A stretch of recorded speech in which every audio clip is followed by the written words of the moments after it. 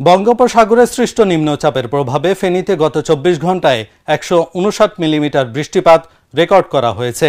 এটি জেলায় চলতি মৌসুমে একদিনের সর্বোচ্চ বৃষ্টিপাতের রেকর্ড। শ্রাবণের শুরুতেই ভারী বৃষ্টিতে জলাবদ্ধতার সৃষ্টি হয়েছে। ডুবে গেছে শহরের বিভিন্ন এলাকা। ভোর থেকে একটানা বৃষ্টির কারণে ভোগান্তিতে পড়েছেন স্কুলগামী শিক্ষার্থী, শ্রমজীবী ও অফিসগামীরা। শহরের পাঠানবাড়ি, শাহীন একাডেমি রোড, রামপুর, শান্তি কোম্পানি রোড, সদর হাসপাতাল মোড় ও পেট্রোবাংলা রোড সহ বহু এলাকায় সড়ক জুড়ে জলাবদ্ধতার সৃষ্টি হয়েছে। কোথাও কোথাও জমে গেছে হাঁটু পানি। ড্রেন থাকলেও তা সরু ও দীর্ঘদিন ধরে ময়লা আবর্জনায় বন্ধ হয়ে আছে। ফলে বৃষ্টির পানি নিষ্কাশনের সুযোগ নেই বললেই চলে।